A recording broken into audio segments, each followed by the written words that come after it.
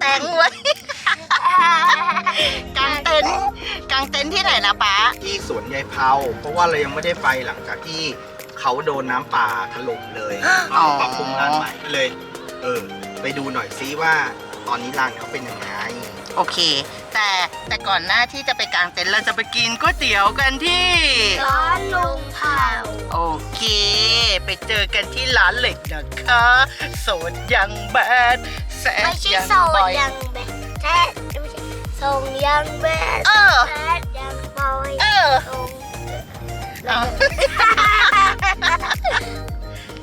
สวัสดีครับทุกคนตอนนี้เราอยู่ที่ร้านลุงเผานะครับผมไม่รู้ว่าใครรู้หรือยังนะครับลุงเผาเขาย้ายมาเปิดอีกสาขาหนึ่งนะอยู่กลางนาเลยต้องค้นหาใน Google Map ว่าก๋วยเตี๋ยวเรือลุงเผากลางนานะครับผมแล้วจะพามาที่นี่กันนะยังไงทุกคนลองมาแวะกินดูที่นี่เรามากินกันบ่อยมากทุกครั้งที่เรามานครนายกเราก็จะแวะมากินที่ครัวลุงเผานะครับผมนี่นะครับเอกลักษณ์ลุงเผาต้องพูดไปด้วยนะครับเป็นตุ๋นหม้อไฟนี่ที่แต่ไทยก็ชอบน้ำกะทิหมูครับยังไงก็เป็นเชิญเลยนะครับสนใจอย่างใดอย่างหนึ่งสั่งได้เลยนี่ครับเมนูใหม่มีเมนูขนมปังปิ้งด้วยนะพ่อนี่เมนูขนมปังปิ้งนี่ครับนี่มีลาบน้ำตกเป็นหมูเป็นเนื้อตุ๋นหม้อไฟมีเป็นหม้อไฟด้วยนะมีส้มตำมีลมนะมีหลายอย่างเลยเป็นแบบนี้นะครับคนเด็กๆกินขนมปังปิ้งไหมกินขนมปังปิ้งไหมเอาไส้เอาอะไรหรือว่าเดี๋ยวก๋วยเตี๋ยวเสร็จแล้วค่อยกินแล้วอย่างนี้สาขานู้นปิดแล้วเหรอคะปิดแล้วครับสาขาจะปิดแล้วแล้วก็ทีนี้พอตรงนั้นหมายถึงว่ามันเป็นที่มรดกอ๋อที่มรดกพอขายหมดเสร็จแล้วก็ปิดตำนานตรงนั้นแล้วก็ย้ายมาหาซื้อที่กลางนาแทนงี้ก็คือเวลาปักหมุดมาที่นี่ก็ต้องเป็นลุงเผาก๋วยเตี๋ยวบุคลาการโอเคครับทุกคนจะได้รู้ครับผมงั้นขอบคุณมากครับอร่อยไม่อร่อยดูเอานะครับกี่ชามมาเนี่ยก๋วยเตี๋ยวอ่ะอย่างเงี้ยถ้วยละ40ถ้วยละ40หมดเลยเราสั่งอันนี้ไปนะแล้วเราสั่งส้มตำปูปลาไปอีกจานนึงนะส้มตำแซ่บวันเนี้ยแล้วดูดิลูกน้องแป้นคนเดียว3ถ้วยเฟอร์มิว2แต่ละคนเราก็คนละ3เมื่อกี้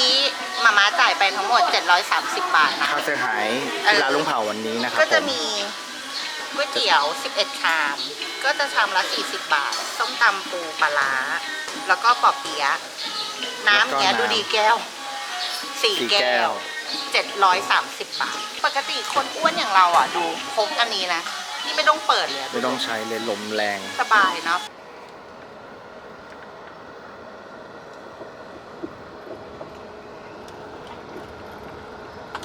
โอ้วันนี้วันธรรมดานะเนี่ยคนมากางเต็นท์เต็มเลยอ่ะเรามาก่อนวันหยุดยาวนะครับวันนี้วันที่2นะเพราะเดี๋ยวจะหยุดยาว3 4 5โหไม่คาดคิดจะมีที่ให้เรากางเต็นท์ไหมเนี่ยทุกคนมีคนเอาธงชาติไทยมาติดบนเต็นท์ด้วยประเทศไทยตอนนี้เราถึงที่สวนยายเผากันแล้วนะครับผมเดี๋ยวขออนุญาตไปลงทะเบียนก่อนนะเราต้องมาลงทะเบียนตรงนี้ก่อนนะครับผมตรงจุดร้านค้านะครับผมที่ร้านค้ามีขายทุกอย่างเลยนะขาดอะไรมาซื้อที่นี่ได้เลยร้านค้าเปิดกี่โมงถึงกี่โมงครับถ้าเป็นวันเสาร์อาทิตย์นี่ก็จะถึง4 ทุ่มเดี๋ยวเราไปดูกันนะว่าเรากางเต็นท์ตรงไหนกันนี่ตรงนี้เราคิดว่าเราจะกางตรงนี้เลยนะคิดว่าน่าจะดูดีสุดละใกล้ห้องน้ำใกล้จุดล้างจานอาจจะไกลลำธารนิดหน่อยแต่ร่มดีร่มทั้งวันเลยดีเด็กๆมาด้วยได้ไม่ร้อนแล้วเรานอนที่นี่แค่คืนเดียวด้วยเราจะได้เก็บง่ายๆลมเย็นสบายนะมีรถเข็นนะมีรถเข็นให้ทำไมเราเลือกตรงนี้แหละอ๋อตอนนี้เขาขยายไปถึงลานตรงนู้นด้วยเหรอโอเคเดี๋ยวเราไปกางเต็นท์กัน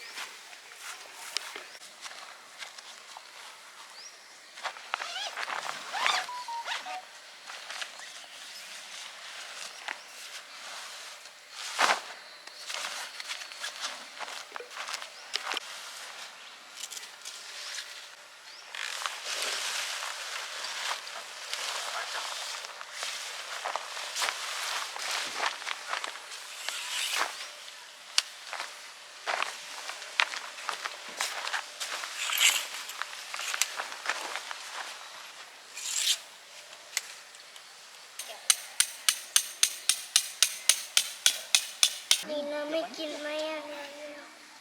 ยันดียายตรงนั้นอย่างร้อนเลย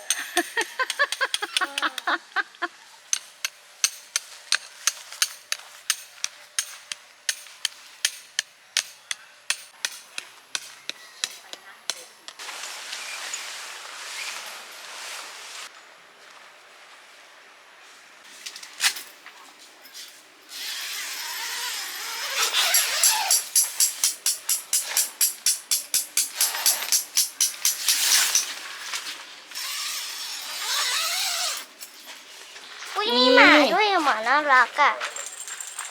เนี่ย ที่นี่จะมีขายอาหารตามสั่งด้วยนะคะ หมาน่ารัก อาหารตามสั่ง ด้วย มีลูกชิ้นทอด มีไส้กรอกทอด มียำมะม่วง ยำรวมมิตรซุปหน่อไม้ แล้วก็มีหมูกระทะ แล้วก็มีหมาฟรีให้ด้วยนะคะ มีส้มตำด้วยนะคะ มีหมาฟรีให้ขายด้วยนะคะ เข้าไปดูร้านขนมดีกว่าปะมีร้านขนมด้วยนะแค่ไม่ต้องซื้อขนมเข้ามาเองเลยนะดูตรงเนี้ย ใช่ถอดรองเท้าด้วยนะคะ มีให้สั่งหมูกระทะด้วยนะคะ มีน้ำเนี่ยไม่ต้องซื้อน้ำมาเองเลย ครบถ้วนอ่ะ มีฟรีได้ด้วยนะคะ นี่ ไอติมก็มีขนมมีหลายอย่างเลย มีขนมเลยโอ้ไม่ต้องซื้ออะไรเข้ามาเองเลยอ่ะ มีรองเท้า แป้ง มีรองเท้าด้วย มีรองเท้าเหรอ นี่ไง อ๋อใช่ รองเท้าเด็กยังมีเลยอ่ะ ครบมากอ่ะ แล้วก็ไอติมก็มี โอ้ ไอติมก็มี อ๋อไอติมก็มีขาย กินได้ไหม กินได้ดี เอ๊ะกินได้ไหมอยากกิน ฮะ ไอติม ไปเอาเงินมาก่อน โอเค คุณนะคะยังไม่ได้ทำประโยชน์อะไรเลยนะคะ แต่จะกินไอติมแล้วค่ะ อยากกินอ่ะ คุณคนนี้นะคะไม่มีประโยชน์เลยค่ะ วันนี้ค่ะ โยดจะเล่นสินช้าอยู่ตรงนั้นไปเอาเงิน ไปซื้อไอติม มีเงินหรอคะ มี ฉันขอ อืม ตัวดีเขาทำหล่นไว้ไป ไปดูห้องน้ำผู้ชายกัน มีที่ล้างจานไหมคะ คุณไปดูสิ ที่ร้านจานนี่ลูกก็มี มีอันนี้นะคะไว้ล้างหน้าอ่ะ เด็กยืนไม่ถึง ยืนไม่ถึงอ๋อห้ามล้างภาชนะนะตรงนี้ ห้ามเอาจานมาล้าง นี่ที่ล้างจานเขาจะทำไว้ตรงนี้เลยนะ ที่ล้างจานอย่างดี ใช่มีไก่ตกลงไปในนี้ด้วยมีไก่ตกลงไป นี่ที่ล้างจาน ทุกคนค่ะมี แต่ว่าจะไม่มีฟองน้ำให้นะคะ ไม่มีฟองน้ำไม่มีอะไรนะ น้ำยาล้างจานใช่ไหมคะต้องเอามาเอง ใช่ โอ้ ถ้า ฝั่ง ไม่ นี้ เอา ก็ มา มีห้องน้ำด้วยนะ ถ้าไม่เอามาเองนะคะ ก็อดใช้ไม่ อ๋อ ได้ ตรงนี้เป็นโซนห้องน้ำชาย ใช่เราก็ไปกันเลยไปเลยไม่แล้วห้องน้ำหญิงเนี่ยก็มีอะไรที่ชอบ ตรงนี้เป็นห้องน้ำชาย ห้องน้ำชายมี5ห้องนะคะ ตรงนี้ อ๋อ ตรงนี้เป็นห้องน้ำหญิง ห้องน้ำหญิงมีทั้งหมด10ห้องนะคะ โอเคครับกางเต็นท์เสร็จเรียบร้อยแล้วนะครับผมโอเคเดี๋ยวพาไปชมลานกันนะตะกี้โบ๊ทพาไปดูห้องน้ำกันแล้วใช่ไหมครับเดี๋ยวเราไปดูตรงลำธารดูนะว่า วันนี้ที่เรามาเนี่ยวันนี้วันศุกร์ที่2ธันวาคมนะครับเรามาก่อนที่จะมาวันหยุดยาวนะพรุ่งนี้เนี่ยเต็มแน่นอนลานนี้ ตอนนี้เราอยู่ที่สวนยายเผานะเดี๋ยวไปดูกันว่าตรงริมลำธารเป็นยังไงนะครับผมไปดูกัน หลังจากที่ลานโดนน้ำป่าซัดไปนะทำใหม่ดีขึ้นกว่าเดิมเยอะเลยนะดูดิมีที่นั่งให้ริมลำธารแบบนี้มีจุดต่อไฟทั้งลานเหมือนเดิมครั้งที่แล้วที่เรามากางตรงนี้นะครับผมแต่ตอนนี้เขากั้นไว้แล้วไม่ให้ลานเหมือนเดิมเลยเห็นไหมลานใหญ่เหมือนเดิมเลยดูสิดีเหมือนเดิมเดี๋ยวไปดูตรงลำธารกันช่วงนี้เดือนธันวาน่าจะน้ำน้อยเดี๋ยวเราไปดูกันตรงนี้มีโต๊ะให้โอ้แต่ก่อนที่เรามานี่ตรงนี้ยังไม่เจริญขนาดนี้นะฝั่งนู้นยังมีควายเดินอยู่นะตอนนี้เป็นฝั่งนู้นคือ T River นะครับผมเดี๋ยวถ้ามีโอกาสเราจะไปรีวิวให้ดูว่า T River เป็นยังไงอ๋อนะมีให้เล่นโอเคแต่ก่อนตรงนี้จะโหนเชือกได้อ๋อก็ยังโหนเชือกได้อยู่นี่ไงยังมีเชือกให้อยู่อ๋อทำทางลงเล่นน้ำดีขึ้นเนี่ยช่วงนี้น้ำน้อยอย่างเงี้ยน่าเล่นเย็นๆสบายๆเดี๋ยวเด็กๆน่าจะอยากลงไปเล่นละ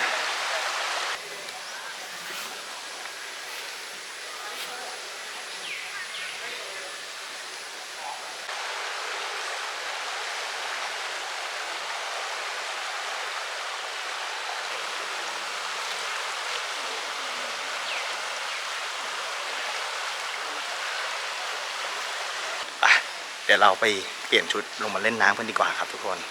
มาดูตรงนี้ โอ้มีโอ้พี่วัว เขาเดินไปทางไหนนะ ที่มาทุกทีเขาจะเดินขึ้นไปทางนี้แต่ตอนนี้มันเดินไม่ได้แล้วเพราะกลายเป็นทีรีเวอร์แล้วทุกทีเขาจะต้องเดินแล้วข้ามไปฝั่ง เดิน นี้ ได้เขาก็คงข้ามไปเหมือนเดิม ดูพี่วัวมาแล้วครับอุ้ยมีเจ้าตูดผมมาด้วยอันนึงเขาเดินมากินน้ำเย็นไหมว้าวโอเคโอ้ตัวนี้ตัวใหญ่มากสีขาวนี่เนี่ยตัวใหญ่เลยอ๋อนี่เขากำลังเดินข้ามไปแล้วนะครับทุกทีอ่ะจำแรกเขาได้เดินขึ้นไปบนนี้แต่ตอนนี้มันเป็นทีรีเวอร์แล้วนะเขาน่าต้องเดินไปทางนู้นมั้งว้าวท้องฟ้าสวยเลยวันนี้ดูพยากรณ์อากาศแล้วท้องฟ้าแจ่มใสนะครับวันนี้อากาศคืนนี้ประมาณ23องศาก็น่าจะสบาย แต่หนาวนิดหน่อย สบายมากเลยอะครับ ตอนแรกมันจะดูหนาวแต่ตอนไปเล่น ตอนนี้เป็นไงอุ่นๆเหรอ ใช่เริ่มชิน ใช่ไหมตอนลงมาแรกๆก็จะเย็นๆหน่อยใช่ปะตรงนี้ก็จะเป็นน้ำเชี่ยวๆหน่อยเอ้ยน้ำเย็นโอ้เนี่ยทุกคนโอ้น้ำเย็นนะ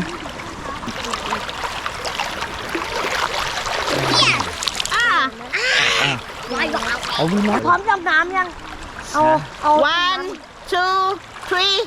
go โอ้โห ขึ้นคนแรกเลยโถน้องปันน่ะ one two three go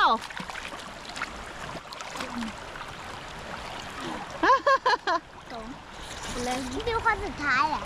น่ะน้องปันยังไม่ขึ้น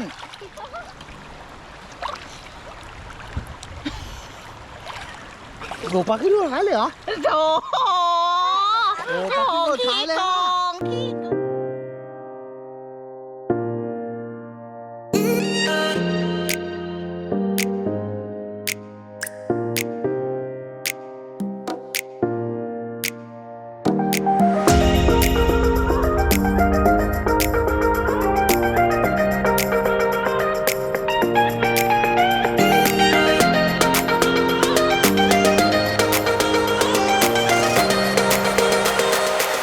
ลองกินให้ปลาดูหน่อยดูทีว่าอร่อยไหม อร่อยมากเลย เฮ้ยจริงมะ กล่อมเคฟซี กรอบปะเต็มร้อยอยู่ให้กี่คะแนนเอ้ยขนาดนั้นเลยเหรอพูดไหม ดาเมจรุนแรง ดาเมจรุนแรงมะ ให้99 ให้ 99 เลยเหรอ สุดปัง ดูนะ ไม่รู้ไปตายอดตายอยากจากไหนกินไม่หยุดเลย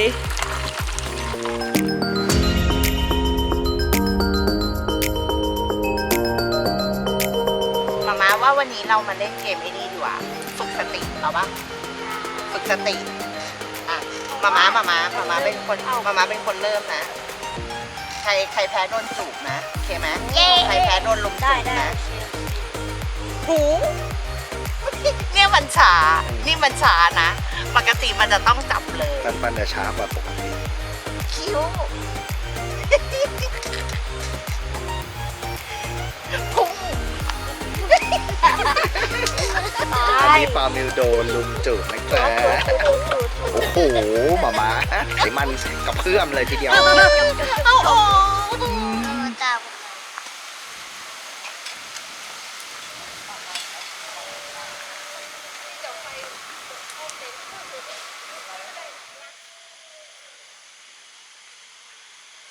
สวัสดีครับทุกคนสวัสดีตอนเช้าครับ เดี๋ยวมูจะมาสรุปให้ฟังนะครับกับสวนยายเผาอัปเดตปี 2022 วันนี้วันที่ 3 ธันวาคมนะครับผม หลังจากที่ที่นี่โดนน้ำป่าท่วมไปนะครับผมแต่ว่าที่นี่คือนะตอนนี้คือปรับพื้นที่ใหม่ลงหญ้าใหม่หญ้าเขียวเลยนะ ดีเลยอะที่เนี้ยคือตอบโจทย์มากเลยอะคือเราวันที่เรามาวันนี้อากาศสบายๆลมเย็นสบายเลยนะเมื่อคืนนี้ตอนแรกนึกว่าจะไม่หนาวโอ้โหสุดท้ายเมื่อเช้า ตอนไม่รู้กี่โมงไม่รู้ต้องตื่นขึ้นมาห่มอะไม่งั้นนอนไม่ไหวแล้วก็ค่ากางเต็นท์ที่นี่คนละผู้ใหญ่250 บาทแล้วก็เด็กถ้าไม่เด็กปามิวอย่างปามิว7 ขวบไม่คิดตังค์ แล้วก็ปัน10 ขวบอะเขาคิดตังค์100 บาทที่นี่ห้ามใช้แอร์นะครับผมที่นี่คือมีร้านค้ามีร้านอาหารมีลูกชิ้นทอดมีส้มตำมีหมูกระทะให้สั่งนะแล้วก็ที่นี่จะต้องจองผ่านทางเพจเข้ามาล่วงหน้าเท่านั้นนะครับจะไม่รับ walk in นะครับผมเขาก็จะให้ลงทะเบียนจองทางเพจก่อนแล้วเดี๋ยวเขาก็จะยืนยันมาว่ารับจองเรียบร้อยแล้วแล้วเราก็มาแจ้งชื่อที่ตรงร้านค้าได้เลยนะครับผมก็จะมีคุณลุงเขารับลงทะเบียนอยู่แล้วก็ชำระเงินที่นั่นได้เลยไม่จำเป็นต้องจ่ายเงินก่อนเลยนะที่เนี้ยแล้วก็ไม่สามารถจองที่กางเต็นท์ได้นะครับก็พื้นที่ได้ก็คือ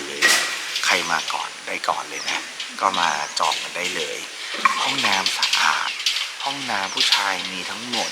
5 ห้องจะเป็นห้องส้วมกับห้องอาบน้ำรวมอยู่ในห้องเดียวกันแล้วก็ส่วนห้องน้ำผู้หญิงจะมีเยอะห้องน้ำผู้หญิงจะมีทั้งหมด10 ห้องจะแบ่งเป็นด้านขวา5 ห้องด้านซ้าย5 ห้องจะเป็นห้องน้ำแยกชายหญิงนะครับมีจุดล้างจานให้ถ้าตอนจะล้างตอนเย็นตอนกลางคืนมีไฟแบบสว่างๆให้เลยแต่ไม่มีฟองน้ำกับน้ำยาล้างจานมาให้ต้องเตรียมมาเองนะครับบรรยากาศที่นี่คือร่มรื่นมากๆเนื่องจากว่าที่นี่มีต้นไม้ใหญ่เยอะมากแล้วก็ลานค่อนข้างใหญ่เลือกได้เลยถ้าแบบมาตอนบ่ายเมื่อวานเรามาถึงที่ประมาณบ่าย 2 บ่าย 3อ่ะเราก็เลือกกลางที่ใกล้ๆรถใกล้ๆห้องน้ำล่มแทบทั้งวันช่วงที่เรามาเนี่ยเดือนธันวาวันนี้ช่วงนี้น้ำก็จะน้อยหน่อยแต่ดีตรงที่มันยังมีให้เล่นนะมีน้ำให้เล่นแล้วก็เด็กๆเล่นน้ำได้น้ำไม่เชี่ยวเมื่อวานเล่นมาแล้วโอ้โหเย็นสบายดีโดยรวมมาที่นี่คือดีครับปรับปรุงใหม่นี่คือหญ้าสีเขียวแบบดีมากๆอากาศดีด้วยควรช่วยกดไลค์กดแชร์กด Subscribe กดติดตามนี่นะครับผมทริปหน้าเราจะไปสนุกที่ไหนกันต่อวันนี้หมูจากช่องเลฟไลท์ลาไปก่อนนะครับผมขอบคุณมากนะครับที่ช่วยกดติดตามไปแล้วครับบ๊ายบายครับ